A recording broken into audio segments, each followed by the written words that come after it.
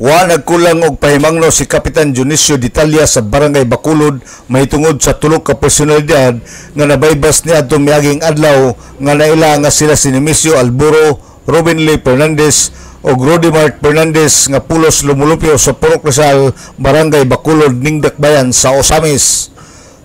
Sa interview ni Bacolod Barangay Kapitan Dionisio Ditalia nga wa siya nagtuo tungod kay kining tulo iya na kining gihinabi o gipatawag sa iyang buhatan o gipahimangnuan nga moundang na sa maong bisyo apan nagpadayon og bisangko sa baybas og karon nagtingkagol na sa presuhan og magatubang sa kaso nga Presidential Decree 9165 of Dangerous Drugs Act of 2002. Kaning tulo karon na to ang nabaybas kagahapon. Ako ginakita ni sila gikan sa paggawas ani nila sa presuhan, lami kay mga lawas, lami kay mga panit. Karon makita man siguro ninyo, makita niyo personal, lahi gyud sila ang ilahang purma na nila ron.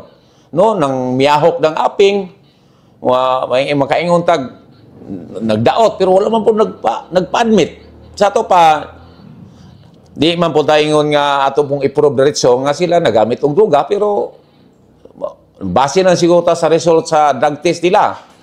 Kay sa mga tao lang gid sa akong barangay, namang yung mga kani mga marites, mamang po ni makatabang po nato po noon, Will, kani mga marites. Kay mao mo sumbong po nato, di natural magmaigmata.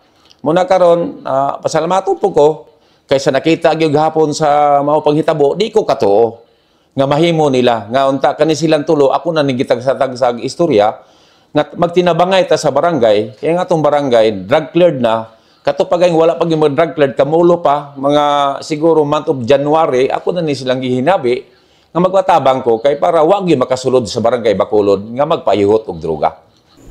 Si Kapitan Dionisio Ditalia sa Barangay Bacolod. Human na baybas ang tulo niya miaging adlaw, plano karon ni Kapitan Dionisio Ditalia nga ang iya mga POs o persons who use drugs nga 71 ka buok, iya kini nga ipa-drug test kay basin na tintal sa paggamit sa gidiling droga. Hinuon ang barangay aduna may close monitoring sa mga POs. Ang tulo nga nasikop sa baybas na operasyon niadto miaging adlaw dili apel sa POs tungod kay mipirma man sila og waiver aron madala sa rehabilitation center aron magparehab. Alang sa DXDD Radio Campana, ang radyo sa simbahan, WD45 Dudong Bargamento, Danag sa Dakbayan.